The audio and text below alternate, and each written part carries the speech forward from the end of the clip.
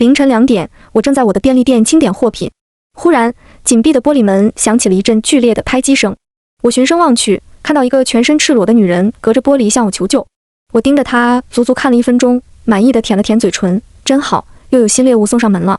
我打开玻璃门，女人连扑带爬地闯了进来。她披头散发，脸部红肿，一进来就抱住我的腿求我：“求求你，救救我！我老公家暴我，他快要把我打死了。”我这才看清，她赤裸的身体上同样布满了血痕，特别是胸前那一道道的淤青，都已经变成了酱紫色。看得出来，她口中的老公是下了狠手。我从她的身后望去，一个光着膀子、胸前纹着青龙白虎的男人，已经拿着棍子走到了我店门口。关门！快关门！快关门！女人惊恐地尖叫着，由于过于害怕，声音都变了调。但太晚了，男人的脚已经踏了进来。完了，看着男人一步步逼近，女人绝望地叫了一声，躲在了我身后。我理解她的绝望，因为我也是一个女人，是一个比她更矮更瘦的女人，想要抵抗面前这个男人的攻击，根本就不可能。报警！快报警！女人看到了我放在柜台上的手机，伸手想要把它拿起来。砰！我一个挥手，将手机挥到了地上。女人不可置信地看着我，眼里的光一点点地暗淡下去。贱人，给老子死过来！今天不打死你，老子就不是男人！男人一边咒骂着，一边揪住了女人的头发。我冷冷地看着，其实这不是男人第一次打女人了，很多次我都在街边看到过这个女人被打，很好奇为何他们还没离婚。男人像老鹰捉小鸡一样，将女人从我身后提了出来。不要，不要！女人疯狂地挣扎着，眼神里充满了恐惧，死死拉着我的衣服不松手。但她很快就绝望了，因为我无情地掰开了她的手。忍一忍就好了。我摸了摸她的头，像在安抚一个孩子一样。我店里有监控，想打死她也该找个没监控的地方。接着我望向施暴的男人，对他笑了笑，给他出了这个主意。暴怒的男人平静了下来，他饶有兴趣地看着我，眼神充满了猥琐。出门后往右拐，再往左拐，再往右，那里有一口荒废的古井，周围没有任何监控。我给男人提供了一个去处，暗示他要出气的话，那里是最好的地方。同为女人，你怎么可以这样啊？我知道原因了，你们是情人，串通好了谋杀我。为什么？喂！女人绝望地尖叫着，但她话还没说完，就被男人抽了一耳光。这一耳光打得非常重，女人鼻子的血哗哗流了下来。接着，男人死死揪住她的头发，将她拖了出去。看着他们远去的背影，我的眼神开始变得阴鸷。我叹了一口气，锁上玻璃门，关灯，从店铺后门出去了。回家的路上，一只流浪狗从隐蔽的角落窜了出来，呜呜，它跑到我的脚边，不停地叫唤着。像往常一样，我将打包好的食物摊在了它面前，一边看着它吃，一边跟它说心里话。我没有家人，这2年来，所有的心里话都只能对它说。流浪狗快速吃完了面前的食物，用嘴在我手上摩擦了2下。我帮它擦干嘴边的残渣，紧紧抱住它，就像抱住亲人一般。然后看着它远去的背影，露出了一丝苦笑。第2天傍晚，有人在荒井旁发现了一具残缺不全的尸体，不过不是女尸，而是一具男尸。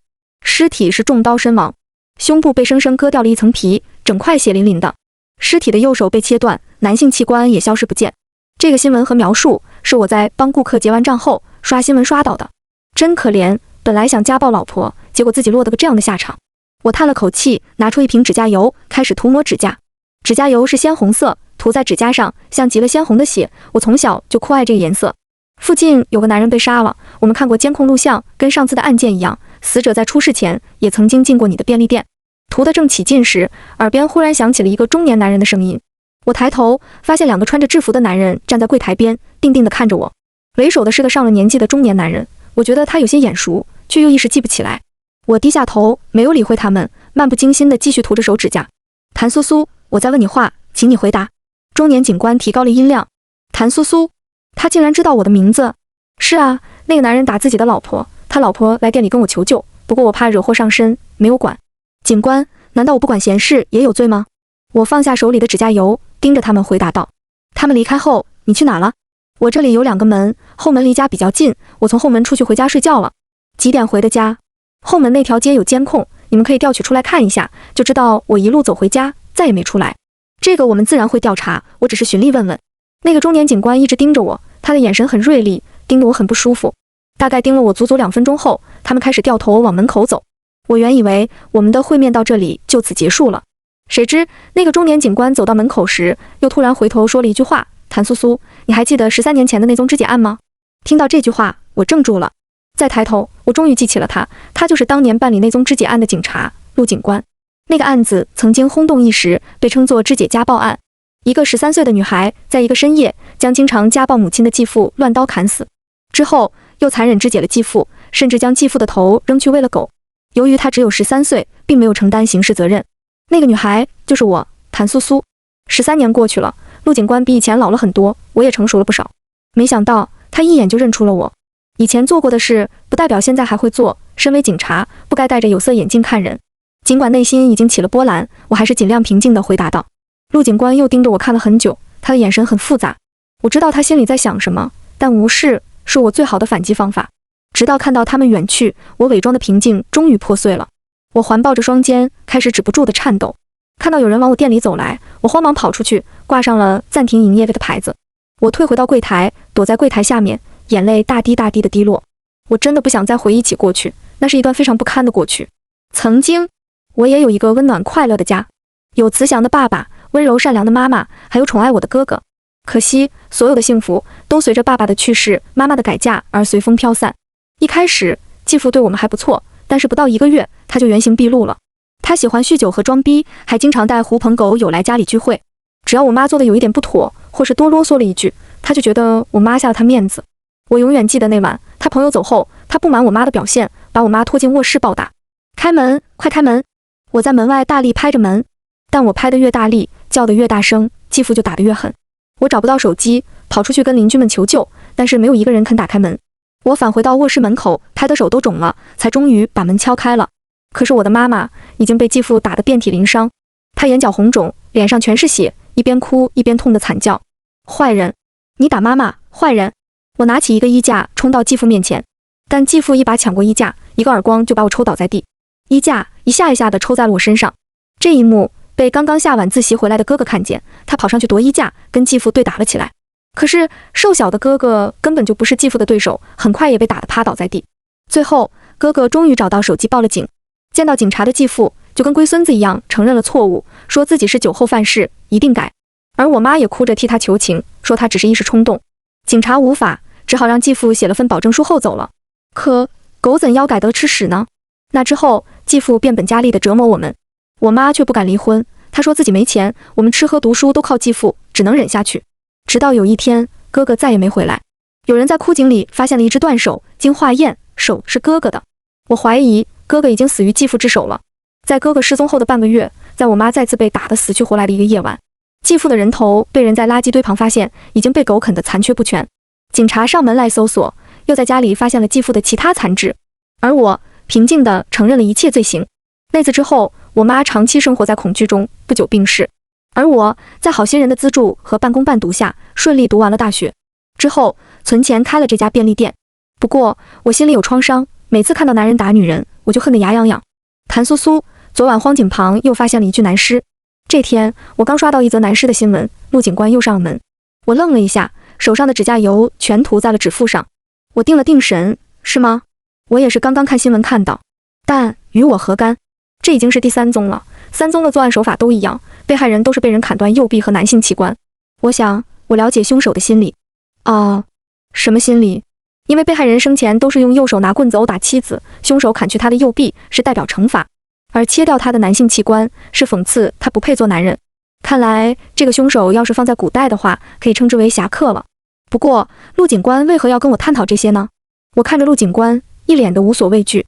我看过所有的监控，3个被害者在殴打妻子时都曾经路过你的便利店，他们路过也关我事？你们不是调查过了吗？他们死亡时所有的监控都显示我不在现场，你们也查过我的通话记录，干干净净。强调完毕后，我突然泪流满面地喊道：陆警官，我就犯过一次错，难道就永远不能翻身了吗？就永远要被当作罪人吗？我想做个正常人，真的很想。我哭得撕心裂肺，惹得周围的人纷纷围了过来。陆警官有些窘迫，又有些怜悯，你别这样，我不是怀疑你，只是巧合太多了。我循例问问，其实你可以问问他们的妻子，他们在现场，应该更知道发生了什么。事件发生前，他们都被人用药迷晕了，没看到任何经过。不过我相信，凶手总有露出马脚的一天。陆警官放下这句话后，转身走了。我知道，最后这句话他是说给我听的。人群散去后，我转过身擦干眼泪，长长吁了一口气，恢复了冷漠的表情。晚上经过回家那条路时，我又碰到了那只流浪狗。天气已经很冷了，我决定把它带回家，给它套件衣服，顺便做个窝。半夜，当我给他套上暖和的外套时，门外响起了敲门声。谁？我整颗心都提了起来。我可以进来吗？门口传来一道很微弱的女声。我爱怜地摸了摸流浪狗，走到了门前，透过猫眼看到了一张女人的脸。仔细辨认面容后，我大吃了一惊。她是第二个受害者的妻子，也是那天半夜进我店里求救的赤裸女人。她怎么知道我住这里？她深夜来找我做什么？我没有吱声，也没有开门，而是转身去找我带回家的流浪狗，却发觉沙发上只剩个外套，流浪狗已不见踪影。我往窗外望去，发现它正一瘸一拐往远处跑去。原来听到敲门声，它竟吓得跳窗而逃。我也是今天才知道，原来我们住同一栋楼，我睡不着，看到你房里有灯，有很重要的事要跟你说。门外的女人见我不开门，继续说道。我叹了一口气，从猫眼确认她身边没人后，打开了门。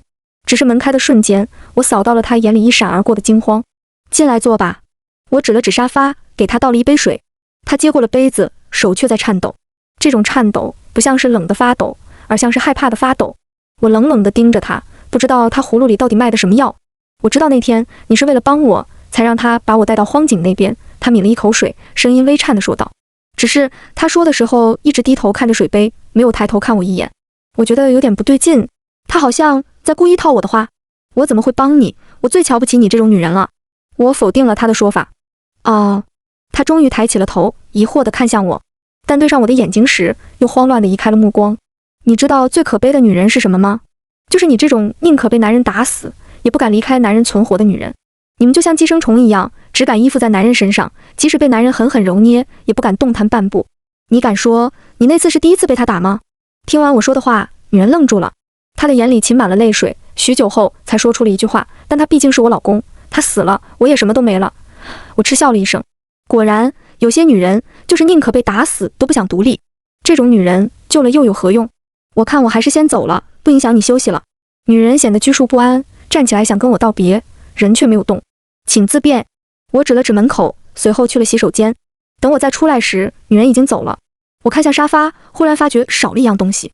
想到一种可能后，我狠狠抽了自己一巴掌。我快步走向窗口，拿出望远镜向外望去，看见了女人匆匆离去的身影。原来她压根就不住在我们这里。我看到女人行至拐角处，跟一个男人会合了。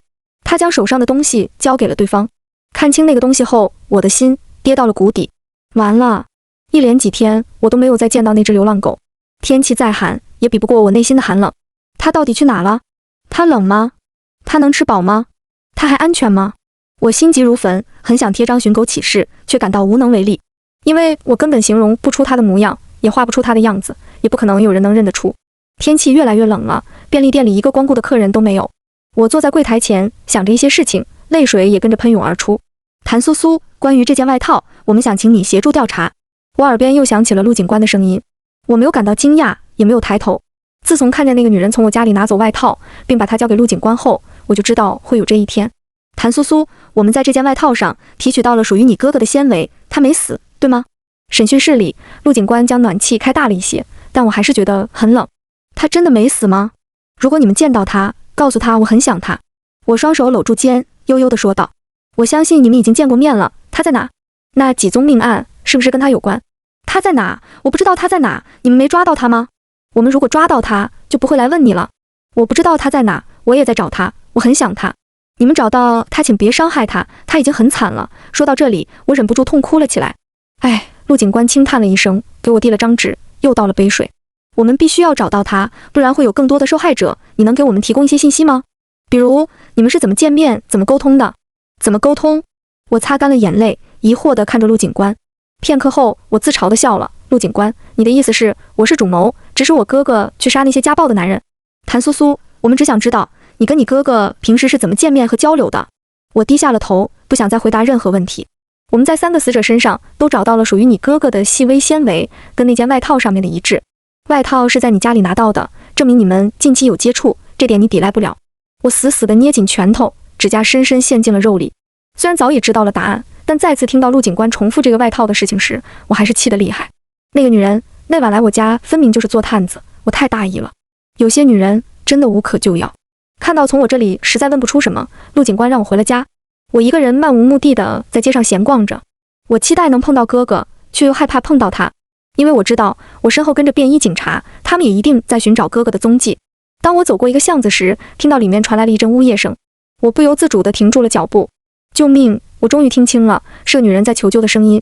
啊！忽然，女人又发出了一声惨叫。迟疑片刻后，我往巷子里走去。我看见了一个男人正在对一个女人疯狂地拳打脚踢，女人抱着头拼命闪躲，嘴里还一直在求饶。我环顾四周，除了我之外，没有一个人。这里也没有任何监控。我定了定神，深呼吸了一口，从口袋里拿出手机，拨打了报警电话。只是当那头刚说出一句喂时，我就马上按断了电话，因为我看到一个黑影从角落窜出来，快速冲向了男人。不要！我绝望地大叫了一声，但已经迟了。正在暴打女人的男人飞快转身，一脚就踢落了黑影手上的刀，然后男人和女人合力钳住了黑影，将他死死压在身下。黑影被压得动弹不得，他的嘴里发出呜呜的叫声，眼神绝望地看向了我。哥！我凄惨地叫了一声，跪倒在地，泪如雨下。当我走进巷子的那一刻，我就看出来了，面前的男人和女人在钓鱼执法。虽然男人看起来很凶猛，但我很容易就看出是雷声大雨点小。像我这种看多了家暴的人，怎么看不出来是真打还是假打呢？为了配合他们的演出，我选择了报警，却万万没想到，哥哥在此时冲了出来，被他们抓了个正着。很快，陆警官也出现在了我们面前。